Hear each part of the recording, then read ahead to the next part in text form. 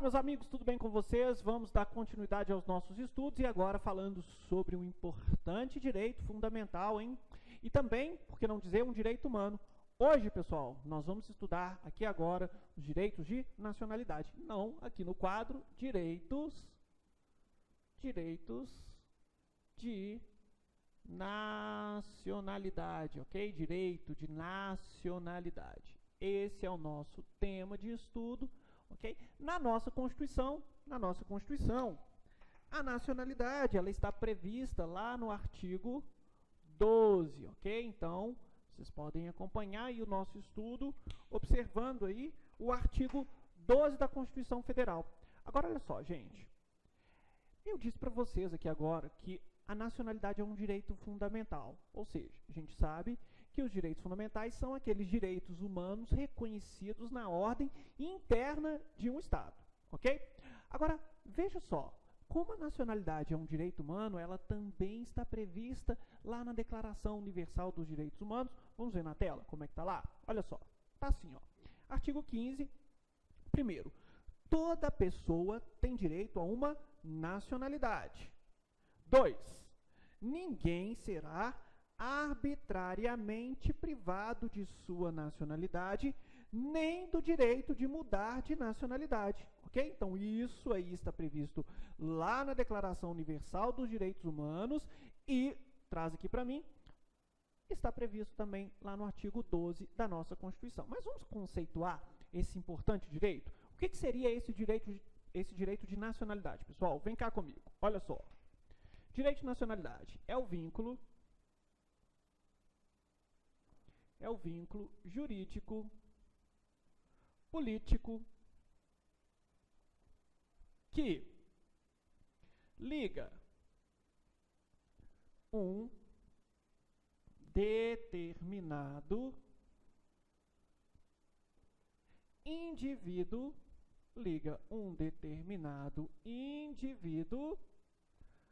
a um determinado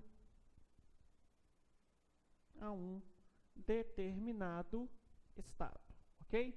Este aí é o conceito de nacionalidade. Gente, presta atenção. Quando vocês nasceram lá no hospital, veio o Estado com uma mala repleto de direitos ali, ó. Vocês já nasceram com um patrimônio jurídico, ok? E dentro dessa malinha imaginária, né? Claro, o Estado deu de presente para vocês uma série de direitos, ok? E dentro dessa mala tinha o direito de nacionalidade. Esse direito de nacionalidade faz com que você tenha uma ligação com o seu Estado. Por exemplo, eu, Tiago, sou brasileiro nato, portanto, tenho uma ligação com a República Federativa do Brasil. Logo, sou sujeito de direitos e tenho também deveres com a República Federativa do Brasil. Então, veja que os direitos de nacionalidade pressupõem, claro, óbvio, vários direitos e uma infinidade de direitos, na verdade, e também obrigações, deveres, ok? Agora, quando a gente fala de nacionalidade, olha que interessante a gente relacionar este conceito com os elementos do Estado que a gente estuda lá na teoria geral do Estado, quando a gente fala de elementos do Estado. Lembrem vocês que quando falamos de elementos do Estado, nós falamos de povo, nós falamos de território, não foi, gente? A gente fala assim de povo, de território e de soberania, ok? Agora, olha que interessante, tá? O povo, quem que é o povo, hein, gente? A gente já falou sobre isso. Povo é aquele que possui um vínculo jurídico político com o Estado, ok? Mas, professor, esse é o conceito de nacionalidade. Gente, olha a diferença. Povo é aquele que possui. Nacionalidade é o próprio vínculo. O que o povo possui? Olha, o povo possui este pincel aqui. Este pincel chama-se nacionalidade. E o que é este pincel? É o vínculo jurídico político que liga um determinado Estado, um determinado indivíduo a um determinado Estado. Ok? Tudo bem, gente? Então, repetindo, povo é aquele que porta, possui, carrega consigo este vínculo. E este vínculo recebe o nome de nacionalidade. Ok? ok? E este vínculo faz com que o nacional seja sujeito de vários direitos e também de obrigações. Agora, cuidado, porque povo é diferente de nação, ok? Povo é diferente de nação, porquanto nação, gente, nação nos remota, nos leva a um conceito sociológico. Nação é um sentimento, são pessoas que nasceram ali, ó, em determinado território, que possuem os mesmos costumes, as mesmas tradições, a mesma cultura, ok? Este conceito sociológico representa a nação, ok? Povo não. Povo já extrai todo o conceito sociológico e passa a ser um conceito jurídico, tá certo? Nação, povo também, além de diferir de nação, difere do conceito de população, ok? O que seria população, gente? População, ó, população é um conceito numérico, é um conceito demográfico, que não tem relação com o conceito de povo. Sabe por quê? Olha só, gente, quando nós tivemos aqui as Olimpíadas, a Copa do Mundo, o que acontece? Nós recebemos várias delegações estrangeiras vindo para cá, não é? Então, naquele momento, naquele mês, o que acontece com o Brasil? A população cresce, mas perceba que com esses estrangeiros a população cresceu, não é mesmo? Esses estrangeiros, eles terão um vínculo jurídico político com o Estado? Não, eles não fazem parte do povo brasileiro. No entanto, eles fazem parte da população, porquanto população é apenas um conceito numérico, ou também chamamos de conceito demográfico, ok? Outra diferenciação que é necessário fazer aqui é a diferença do conceito de povo com o conceito de cidadão. Ok? Cidadão ou cidadania nem sempre está atrelado ao conceito de nacionalidade, tá? Por quê? Porque cidadão é aquele, dentro do direito constitucional, que possui direitos políticos. É aquele que participa das decisões de um Estado. Este, sim, é chamado de cidadão, ok? Tudo bem? Agora, importante dizer, né, gente, que eu posso relacionar. Veja bem, todo nacional, toda pessoa que tem um vínculo jurídico político com o Estado, ela será cidadã? Será que ela vai poder exercer a cidadania na plenitude? Olha só, vejam, por exemplo, o caso dos analfabetos. Eles podem votar, hein, gente? Os analfabetos podem votar?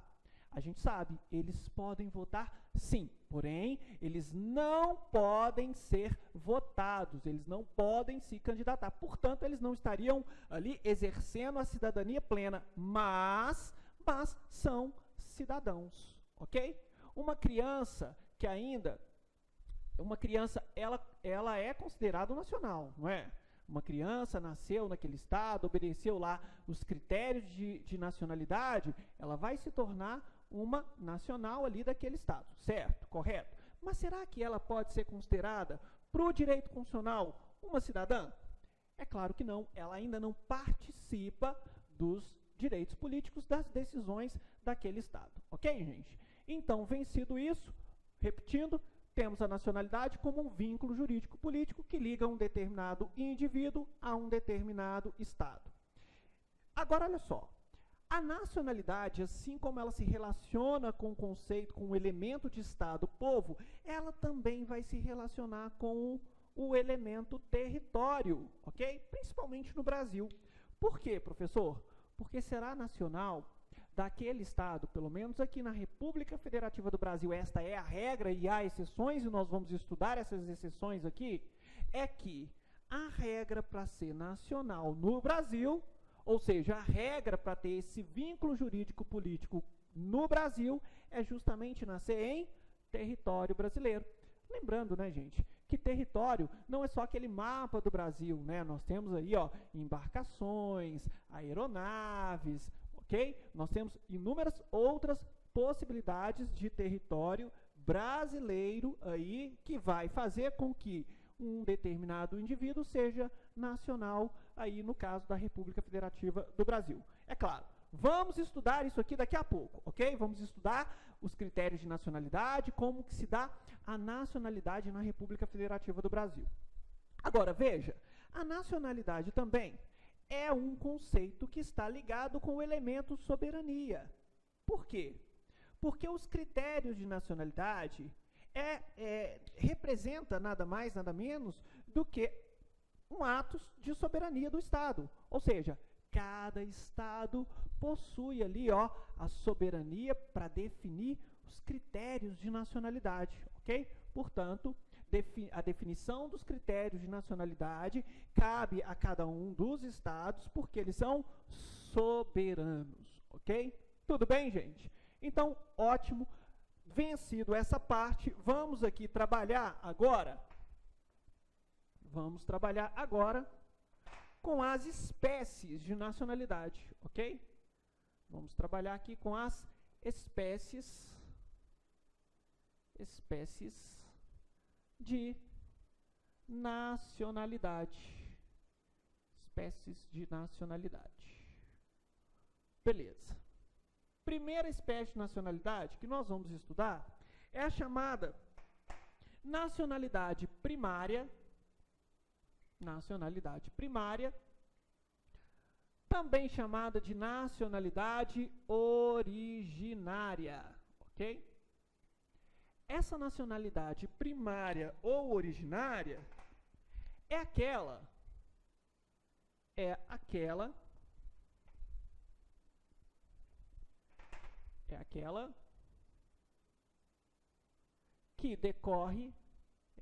que decorre de um fato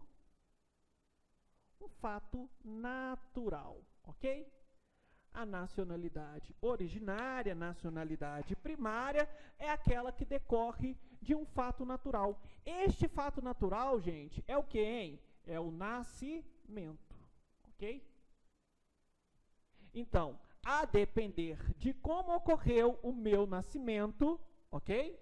A depender do meu nascimento, eu poderei ser encaixado nos critérios de nacionalidade primária, originária, de determinado Estado, ok? Então, veja, a nacionalidade primária ou a nacionalidade originária é aquela que decorre deste fato natural que é o nascimento, ok? E aí, gente, vem cá. Se ela decorre do nascimento, essa nacionalidade primária, originária, vai me dar aquelas pessoas que são os natos, ok?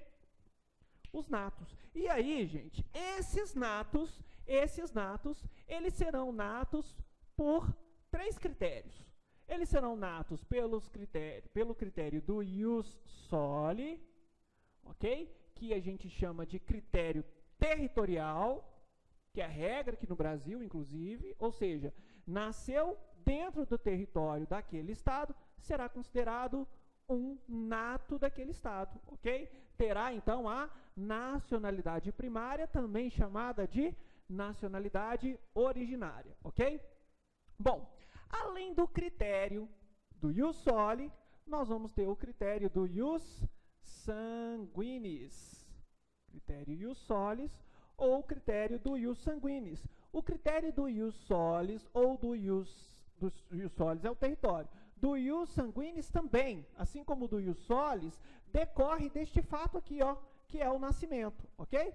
Mas veja, o critério do ius sanguinis é um critério que vai derivar da ascendência daquele nascimento. Ou seja, se ele é filho de pai ou de mãe de um determinado Estado. E por ele ser filho de pai ou mãe, de pai e mãe daquele determinado Estado, isso vai determinar, vai fazer com que ele seja, então, um nato daquele Estado, ou, portanto, tem ali a nacionalidade primária, ou também chamada nacionalidade originária. Também tem o critério misto, tá? Que aí mistura tanto o critério ius soli quanto o critério ius sanguinis. Alguns estados adotam o critério misto para aquisição da nacionalidade primária, também chamada de nacionalidade originária, que nos dará ali aqueles que chamamos de natos. Então, repetindo, a nacionalidade primária, também chamada de nacionalidade originária, é aquela que vai decorrer do fato natural. Beleza? Tudo bem? Então, agora vamos para o segundo ponto, ou seja, a segunda espécie de nacionalidade. E a segunda espécie de nacionalidade ficou fácil. Por quê? A segunda espécie de nacionalidade nos dará a nacionalidade secundária, também chamada de nacionalidade derivada, ok? Essa nacionalidade secundária, derivada, também tem um outro nome, gente. Nacionalidade adquirida, ok? Então, nós temos a nacionalidade secundária, a nacionalidade derivada e a nacionalidade adquirida, ok? Essa nacionalidade secundária, derivada e adquirida, ou adquirida, melhor dizendo, é aquela que decorre de um ato volitivo.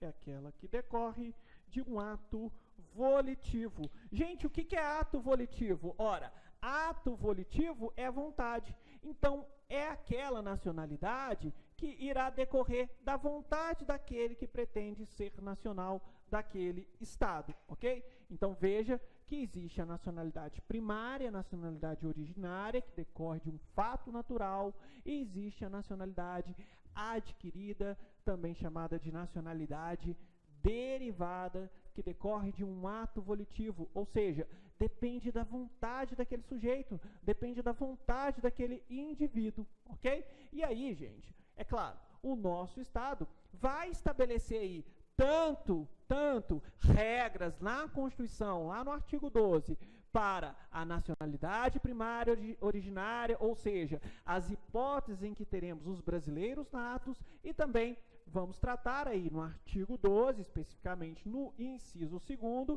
das hipóteses de nacionalidade secundária, derivada, adquirida, que vai nos dar, na verdade, os brasileiros naturalizados, ok? Tudo bem, gente? Então, quanto tempo temos aí, produção? Beleza. Então, agora, seguinte, vamos falar, já que trabalhamos aí as espécies de nacionalidade, ou seja, falamos da primária, da originária, da secundária, vamos falar agora de alguns conceitos que a gente sempre vê em prova quando falamos do direito de nacionalidade, ok? A gente percebeu aqui o seguinte, que nacionalidade primária utiliza-se o critério do ius soli e do ius sanguinis. Então, bote aí no caderno de vocês, observação 1, obs 1. Observação 1. Vamos trabalhar aqui o conceito de polipátrida.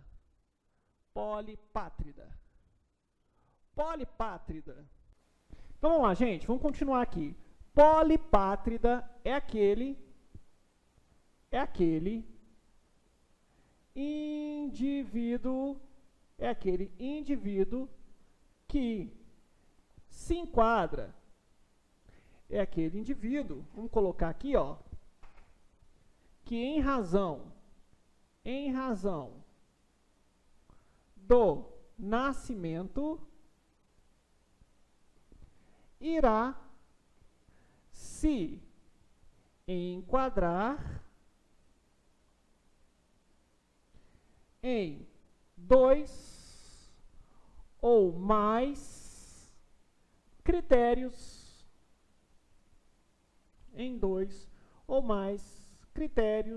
de nacionalidade, ok? Esse, gente, é o polipátrida. Ele vai ter ou dupla nacionalidade, ou ele vai ter uma múltipla nacionalidade. Vem cá, vamos entender como é que isso funciona? Traz aqui para mim, vem cá, produção. Vamos trabalhar aqui a figura do polipátrida, ok? Polipátrida. O polipátrida, nós vamos ter aqui, ó, duas situações. A primeira situação do polipátrida é aquele que nasceu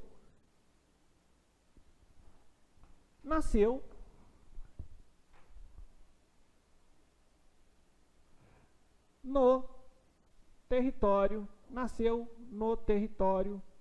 do estado A. Então, aqui, ó, vamos pensar aqui o estado A.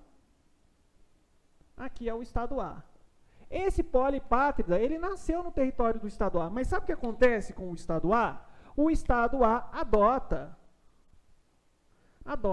o critério territorial. Adota o critério territorial. Portanto, esse polipátrida aqui, ó, vamos chamar ele de João? João. Esse polipátrida aqui, João, que nasceu no território do estado A, que adota o critério territorial, né, de nacionalidade, ou seja, ele vai ser o quê? Ele vai ser nacional do estado A, beleza?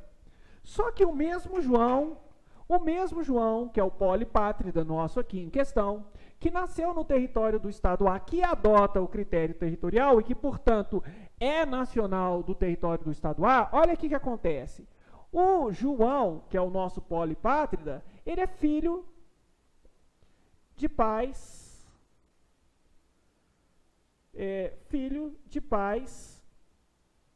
nacionais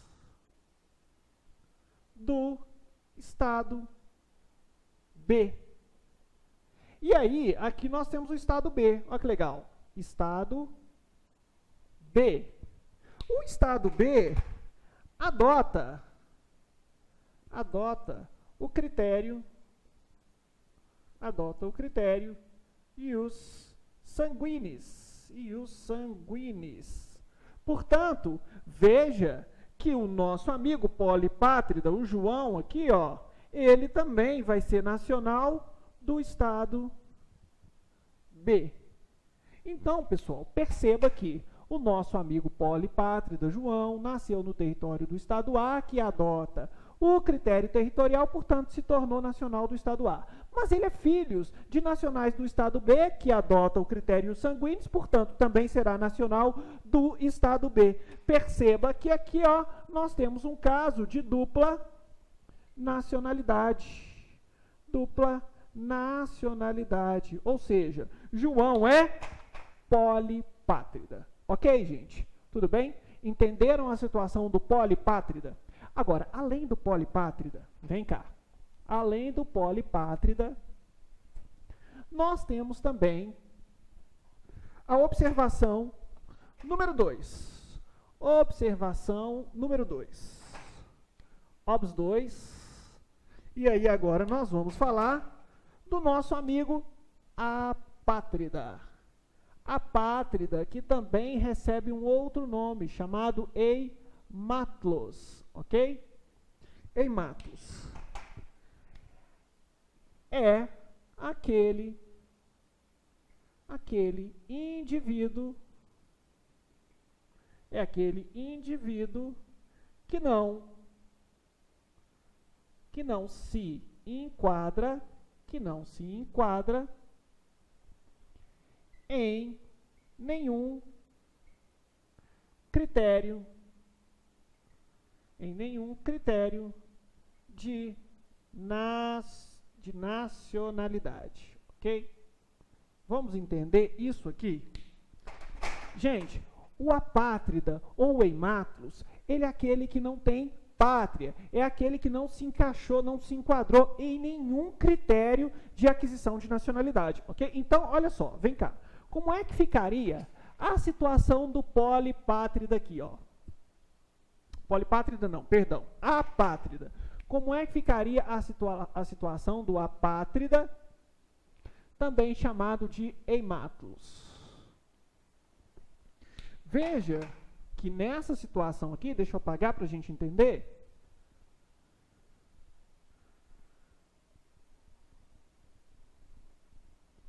Vamos apagar aqui que aí a gente vai entender direitinho. Olha só, imaginem que aqui o nosso apátrida é o Carlos. O Carlos nasceu no território do estado A. Só que o estado A, gente, ele não adota o critério territorial para aquisição de nacionalidade. Ele adota exclusivamente o critério ius sanguinis. Portanto, ficou sem nacionalidade do estado A, ok? Diferente do que aconteceu com o polipátrida. Agora veja, o nosso amigo apátrida aqui, ó, ele é filho de pais nacionais do estado B. Mas sabe o que acontece com o estado B? O estado B adota exclusivamente o critério ius soli, ou seja, o critério territorial. E aí, o que aconteceu com ele? Aqui ele também ficou sem nacionalidade. Ok? E aí nós temos o caso do apátrida ou chamado eimátulos, que é o termo que pode aparecer aí na prova de vocês. Ok, gente? Tudo bem? Então, trabalhamos todos esses conceitos e agora sim nós poderemos partir para a nacionalidade, ou seja, como que se dá a nacionalidade na República Federativa do Brasil. Então, no próximo encontro, vamos iniciar aí o estudo do artigo 12. Até já, nos vemos em breve. Tchau.